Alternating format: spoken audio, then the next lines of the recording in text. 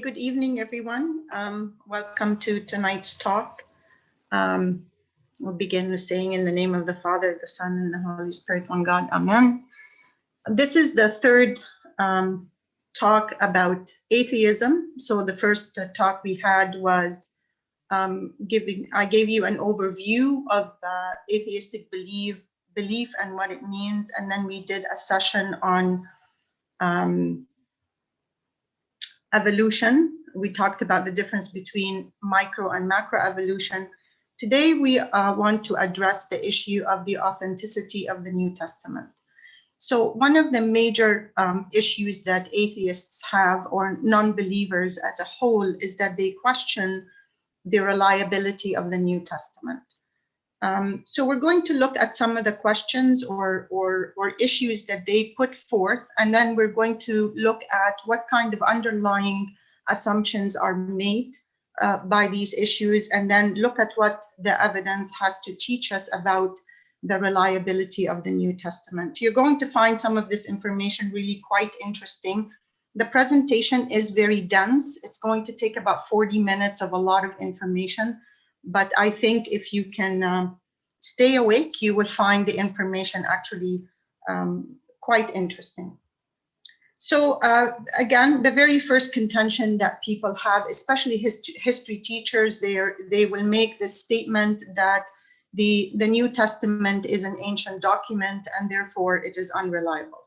That's number one. Number two, they ask, how can we be sure that the Bible that we have today, the Bible that we're reading today, after having undergone many copies throughout the ages, actually bears any resemblance to what the authors originally taught? So the idea is that the Bible has been copied over and over and over again. So how is it that the copies that we have today, how do they resemble what was originally written? So the whole issue of copying is at the forefront of their thinking. And they also ask, number three, how can we ascertain that Mark, Matthew, Luke, and John were actually the authors of the Bible? How do we come to believe that or understand that? And then number four, how can we be certain that the Gospels are telling us the whole story?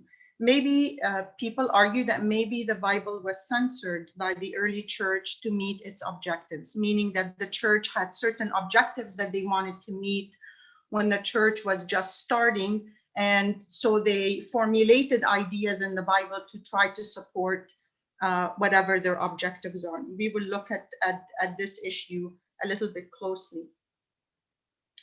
Number five, the claim is that the authors of the Gospels had a stake in the spread of Christianity. So how can we be sure that what they claim is true? The Bible is unreliable in the sense that it is the sole means of supporting itself, meaning that we use the Bible to support claims made in the Bible. So people believe that, well, this is not reliable. We need something other than the Bible to support its claims.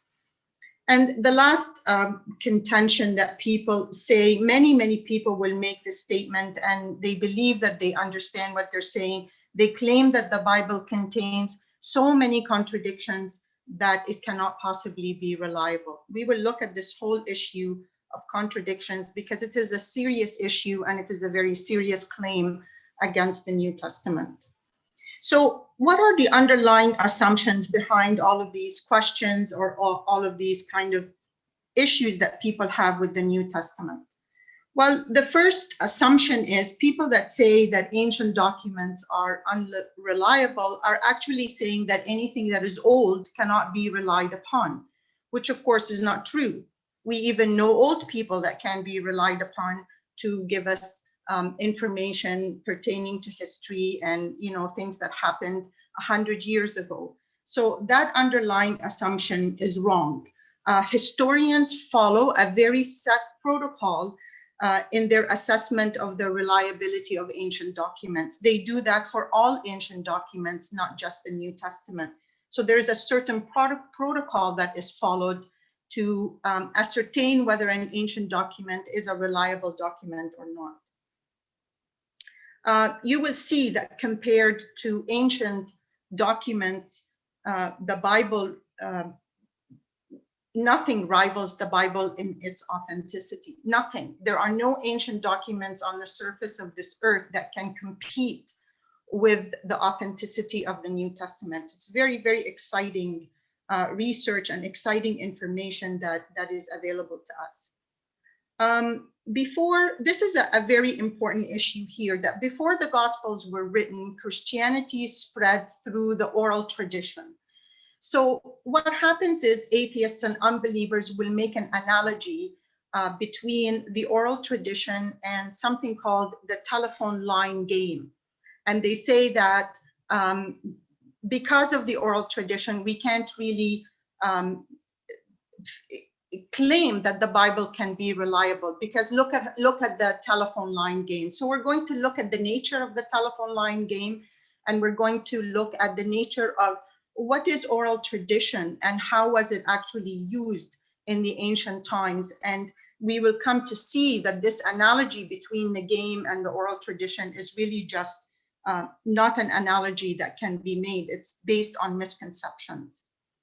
And then the whole idea of this Bible being copied over and over and over again, it brings the reliability of the Bible into question. But we will see that there is irrefutable evidence available to us that will quickly discredit this claim. Yes, there are many, many copies of the New Testament, but they actually serve to authenticate it, not to shed doubt upon it. There is more than sufficient evidence that comes from reputable sources. The Bible is not the only source that speaks about the life of Jesus Christ, or the fact that he was crucified, or the fact that the church actually started and what it went through.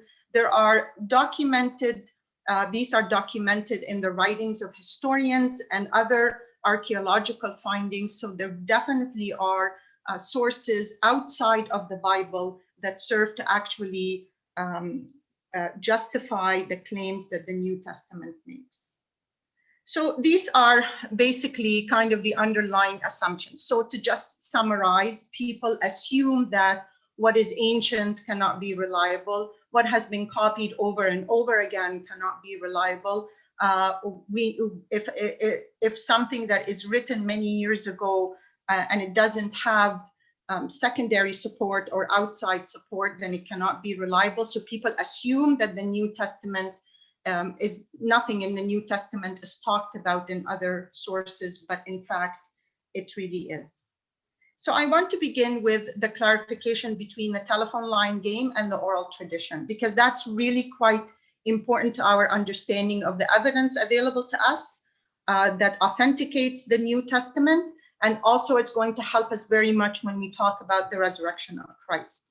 So what is this telephone line game? Many of you might already know it. It's a game people tend to play at parties. So you begin with people sitting in a circle, and the first person whispers into his neighbor's ear a phrase or a sentence. It has to be whispered, and it cannot be repeated, and it cannot be clarified. So you whisper it once, the person hears it, he turns around to his neighbor, whispers it to his neighbor. So the idea is it's a fun game. It's supposed to be funny. That's the intention of the game. So when the last person receives the message and reveals what it is, it almost always is something vastly different from the message that that they started with.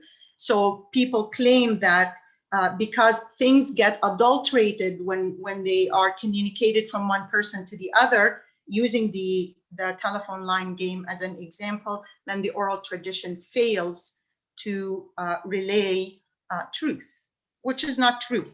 Why? Well, the oral tradition was a very serious tradition in the history of humanity. People relied on it to teach history, to teach culture, to teach values, to educate their children before the printed word was available to the masses. So the oral tradition was not a game. It was something that people took very, very seriously. It depended 100% on memorization. So people that were entrusted with telling these stories or teaching these lessons would spend hours and hours. They would invest time into memorizing the facts, making sure that they're memorizing things that are true, that they're not injecting any outside ideas in it. A community of people would be monitoring what is being memorized. And then once the person felt assured that the memorization was finished, then they were entrusted by going out and relaying this information to other people. And while they were relaying the information to other people, the community would be monitoring what was being said, because it was important to them that they would relay correct information, that it wouldn't change. So that's a very important thing to understand about the oral tradition. The other important thing, really very significant about the oral tradition, is that it did have flexibility. So depending on the situation that you were in when you're telling the story, whether you're at a party or whether you have gotten people together because you want to educate them on something, that depending on the situation, you were allowed to omit certain things or explain certain things or paraphrase certain things. The only thing that in the oral tradition that was not allowed to happen were the fixed points of the story. So there were fundamental fixed points to any story that no storyteller can deviate from. You had to deliver these fixed points with absolute accuracy. So that's like the meat of the story had to be very accurate, but the frills around the story could kind of be changed a little bit. And this is going to help us understand this whole idea of what people seem to think are contradictions in the Bible. So, of course, it's not in the scope of our talk today to take a look at a number of contradictions that people say exist in the Bible. We'll look at one and see how we explain it. And that's really how we will explain, or not we, but people will explain many of the seeming contradictions in the Bible. So in Matthew, we learned that a centurion himself approached Jesus and asked him to heal his sick servant. However, in Luke, it's not the centurion himself, it's his subordinates that come to Jesus and ask him to come and heal the sick servant. So people say, well, look at how these two stories don't match. One is saying the centurion went, one is saying that he didn't go. So how can the Bible be reliable if it can't even keep track of such simple ideas? Well, the truth of the matter is, it is not a contradiction, because the bare bone of the story doesn't change. Was there a centurion? Yes, there was in both stories. Did he have a servant? Yes, he did. Was the servant sick? Yes, he was. Was Jesus approached to help heal the sick person? Yes, he was. Did Jesus, in fact, heal the servant? Yes, he was. So the meat of the story, these fixed points of the story, are exactly the same. But eyewitness testimony, so here where eyewitness testimony becomes really important, we need to understand, what does it really entail? So to understand eyewitness testimony, we understand that when two people witness the same exact event, they will never relay that event in exactly the same way. Certain details will always vary between one person and the other. What I pay attention to may not be the same thing that you pay attention to. That's why when the police come and question eyewitnesses, they separate them immediately, because they don't want them to collude. They don't want them to come to an agreement about how they're going to relay the story. So eyewitness testimony is strong and good when it doesn't 100% match. It just, the bare bones of the story have to match, but the details, the peripheral details don't have to match. In fact, they shouldn't, because if they do, then it brings the whole situation into disrepute. So let's look at how are ancient documents authenticated. All ancient documents, not just the New Testament, would go through exactly the same tests. So historians look at three general tests of historicity. So the first test is the bibliographical test, and then there is the internal test and the external test. So every ancient document has to go through these 3 tests. So we'll look at the bibliographical test.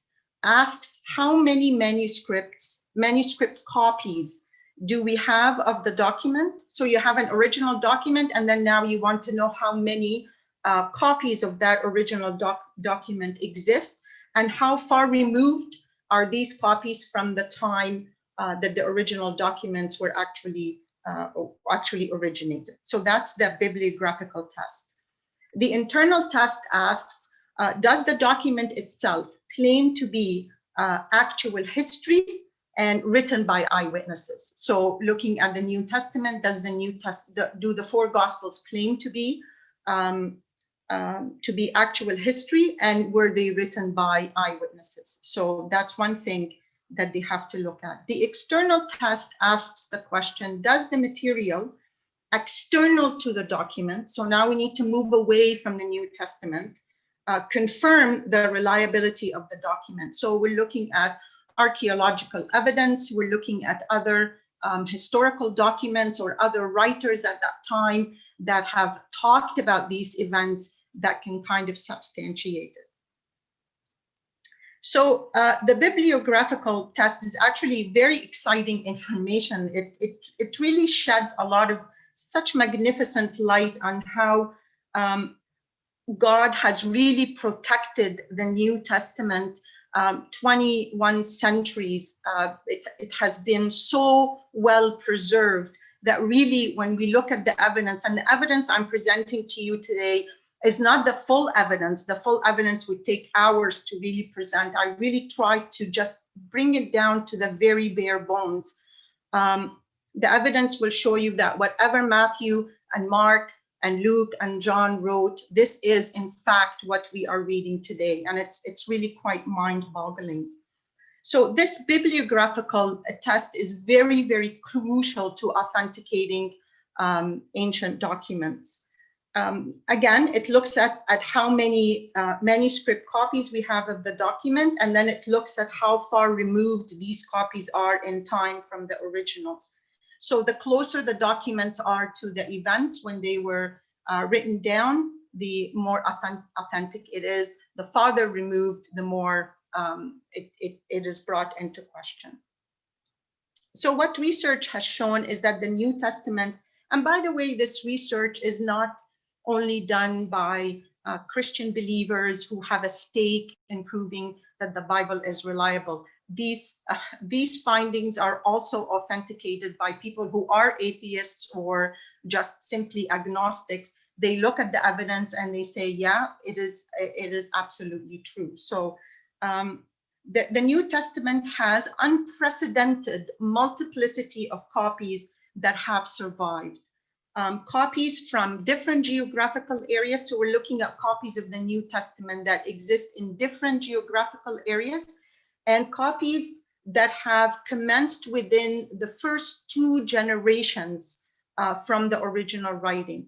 When we look at ancient writing, and we can see that it existed within 2 generations, this has never been shown with any other document in the history of humanity. Never that anything has been so close to the original time. We have several Greek manuscripts written in the original Greek language.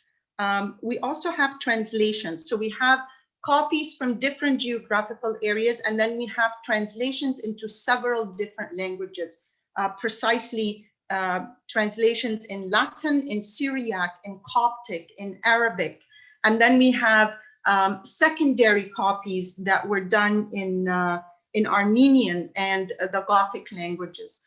And when they look at all of these varied copies of the New Testament, they find that they are all in agreement with each other, which is really mind-boggling, because we're talking about extremely high numbers of these copies from different geographical areas and different translations. And we're going to look at some of these numbers right now, and I'm going to help you memorize them.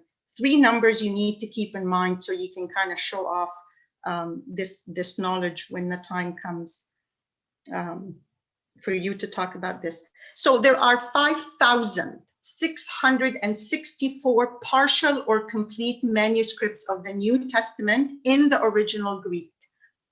Think about it, 5,664. So we'll memorize this number by saying more than 5,500 manuscripts, complete manuscripts of the New Testament in the original Greek. There are 99 fragments that contain passages from the New Testament, and some of these fragments contain full books from the New Testament. So we're not just talking about the 4 Gospels. So that's one number to remember. So review it again. More than 5,500 partial or complete manuscripts of the New Testament in the original Greek. It is totally mind-boggling. There aren't any ancient documents that have this kind of substantiation at all. Very exciting. And then there are over 9,000. So we have 5,500. Now we have over 9,000 in early translations in the Latin, the Syriac, the Coptic, and the Arabic at a relatively very early time. Just from these translations, if we were to lose the New Testament today, if it were to just completely disappear off the surface of the earth, just from these translations, we can rewrite the full New Testament from them. So the copies that actually exist, they are numerous. Again, they come from different geographical areas. They have been translated into a variety of languages. They actually serve to authenticate the Bible. They do not shed any kind of doubt on its reliability whatsoever. But some people ask that when we copy anything over and over again, human errors definitely is something that we are very concerned with. People will make mistakes. There is no doubt about that. And there are variations. They do find variations in these copies, especially in word order. However, again, we go back to that idea of, is the meat of the story itself intact? And maybe the variations are in very minute details. What they do find is that, especially in the Greek manuscripts, that maybe the word order is a little bit different. English is very strict about word order. When we mess around with the word order, we may mess around with the meaning of the sentence, but that's not the nature of the Greek language. The Greek language has more flexibility in where you can put words in a sentence. Last number, so we have 5,500, more than 5,500 partial or complete manuscripts of the New Testament.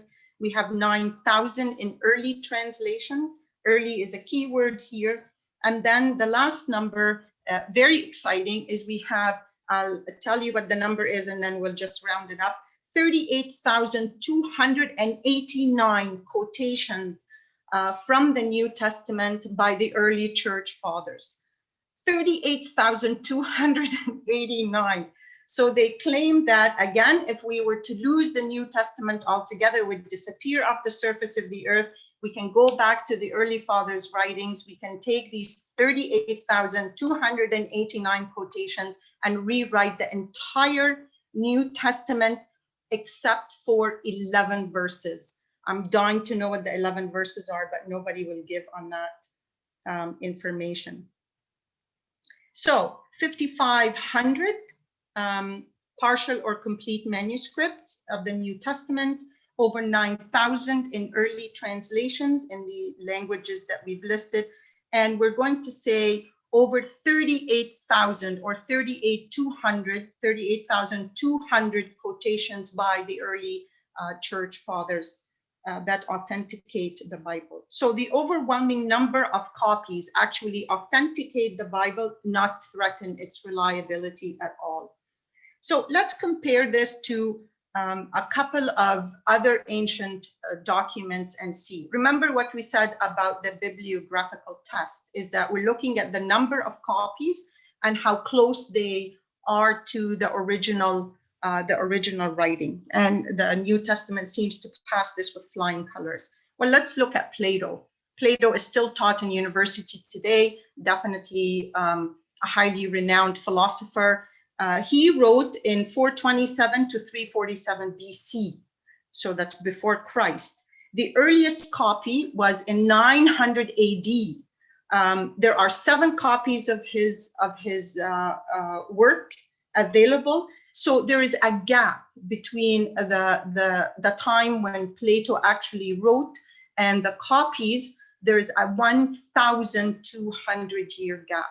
The Bible, we're talking about 2 generations. So if you think one generation is 20 years, we're talking about a 40-year, it's nothing, absolutely nothing. So that's Plato. Look at Tacitus. Tacitus was a first century Roman historian. He wrote in 100 AD, and the earliest copies we have of him is in 1000 AD. We're looking at almost 1,000-year difference between the two. That seems to be the gap. Homer, the Iliad. Homer was like the god of his time. It was the Bible of his time. Homer, the Iliad is also, there's 1,000-year gap between the two things. But this is going to surprise you. Historians accept these as reliable documents, even though you have 1,000 or 1,200-year gap. Historians don't have an issue with that. So all the more so that nobody should have an issue with the New Testament whatsoever. So that's the bibliographical test. I hope you're excited as I am. Can't see any of you, but I'm excited. The internal test. The internal tests ask the question, does the document claim to be history written by eyewitnesses? So very liberal scholars will date the Gospels in this way. They will say that Mark was written between AD 65-70, Matthew and Luke between 80 and 90, and John between 90 and 100. That's very liberal. Most scholars today date these Gospels much, much earlier than that. The conclusion is that the Gospels, the 4 Gospels, were written very, very close to the real events, meaning touching the life of Jesus himself. They were written by eyewitnesses. Matthew and John were disciples of Jesus. John was in the inner circle, Jesus's inner circle, so he definitely witnessed more than Matthew did. Mark was not one of the 12, but he was St. Peter's companion. St. Peter, again, was one of the inner circle who also witnessed things that maybe the other disciples hadn't. And then there was Luke. All scholars, whether they are believers or not, agree that Luke was a meticulous historian, first rate. And also he was very, very close to St. Paul. So he got a lot of his information from St. Paul. And so do they claim to be history and written by eyewitnesses? Yes, indeed they do. And they are written very, very close to when the actual events of Jesus's life really happened. More importantly is that they were written during a time when many other eyewitnesses still existed. You remember that when Jesus rose from the dead, he appeared to 500. He appeared, St. Paul tells us he appeared to the 12, and then he appeared to 500, and he appeared to others, and he appeared to the women. So there were many other eyewitnesses alive at that time. So think about it, when using the oral tradition, when you go out into the streets or out into towns to preach the way, you had eyewitnesses that were that had sympathy for Christianity, that were converting to Christianity, but you equally had eyewitnesses that were very hostile to Christianity. I mean, Jesus himself dealt with a lot of hostility from a lot of different groups, the Pharisees, the Sadducees, the scribes. A lot of people were really against this whole movement. So when Peter went out, think about it, went out in the streets of Jerusalem to preach the word, to preach the good news, he had witnesses there that would have monitored every word that came out of his mouth. And if he was embellishing anything, they would have definitely put a stop to it. So the eyewitness testimony wasn't just by people that were friendly towards Christianity, but there was a lot of them that were very hostile to this whole movement. Finally, we look at the external test. Are there any other documents that can kind of confirm the reliability of the New Testament?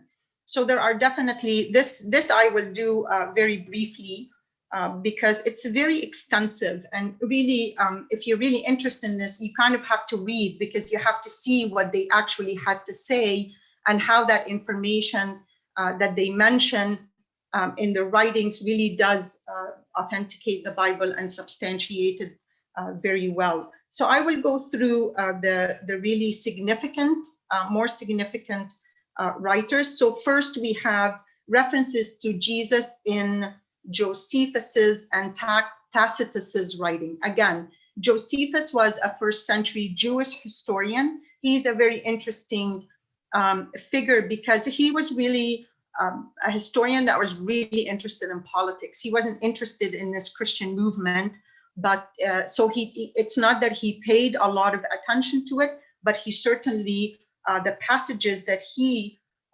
wrote that refers to Jesus and refers to James as Jesus's brother are very, very significant in supporting and providing support for the authenticity of the Bible.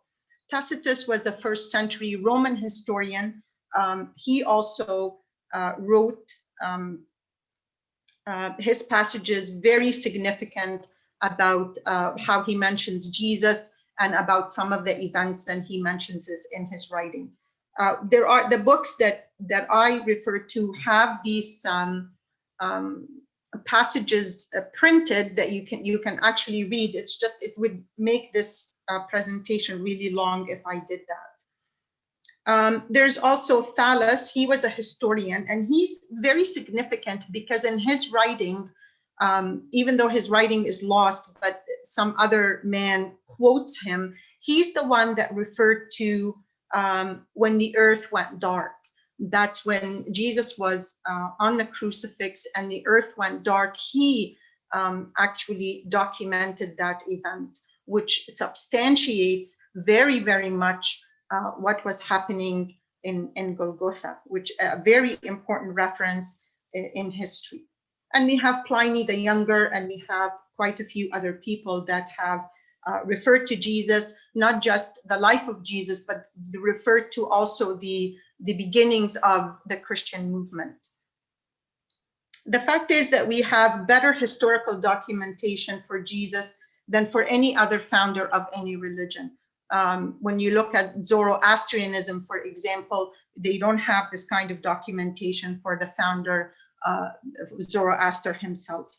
In fact, there are the outside sources provide us with considerable important historical evidence that would on its own provide an outline of Jesus's life.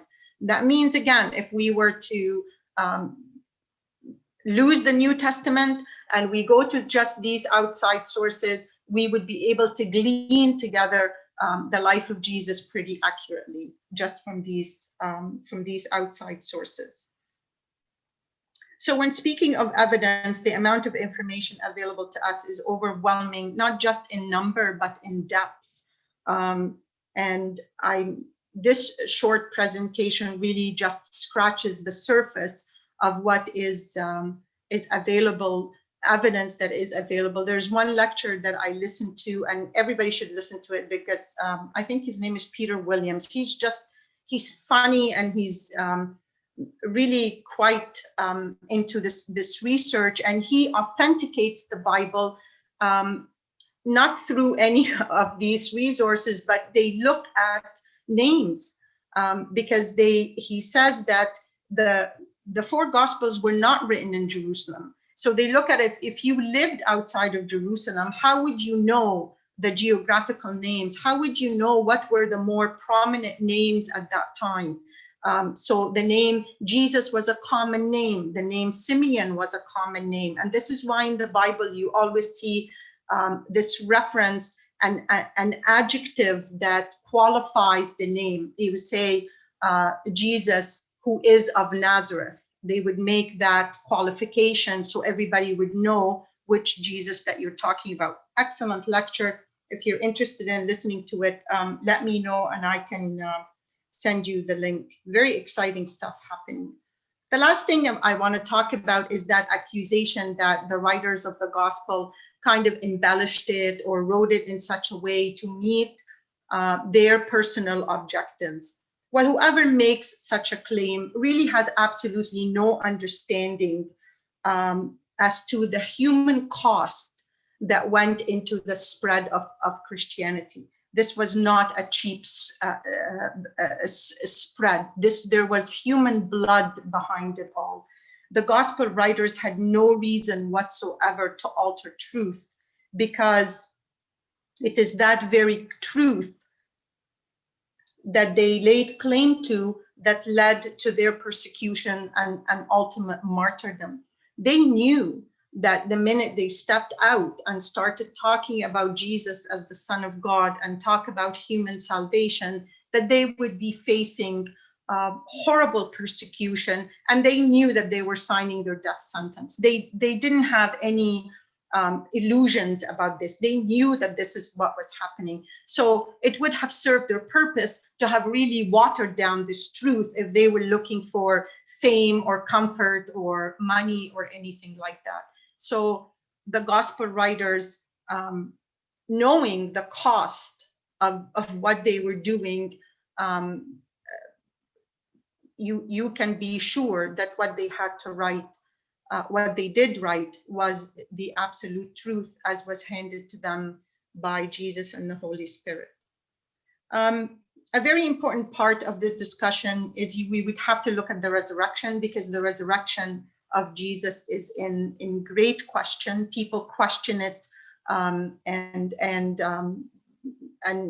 in fact, it's ridiculed. But of course, all of Christianity hinges on the resurrection. So if we cannot authenticate the resurrection, if we cannot prove that Jesus did rise from the dead, then Christianity has absolutely no meaning, as St. Paul very clearly tells us. So God willing, the next session that we have together, we will look at the evidence for the resurrection and learn how to speak about it. I'm hoping that with today's talk, that I'm kind of hoping that two things have happened. Is you feel more confidence in the Bible when you pick it up, that this is truly the word of God, and he's really protected it for us over 2,000 years, and no matter how many copies or how many languages, his word did not deviate. It did not get watered down or changed or anything of a sort. And that's really very mind-boggling. It's when you look at the Bible tonight, you know, picture Matthew, Luke, and John and Mark writing this at 2,100 years ago. And I'm hoping that also you've been able to put together enough information that if somebody or one of your children were to actually make these statements about the Bible, that you have enough information to share with them and get them thinking about how to really take this matter a bit more seriously. I'm sorry the talk has taken so long. I thank you very much for attending. I did take 40 minutes and I timed it. It was 40 minutes, so I'm kind of happy with that. Thank you so much and have a very good night.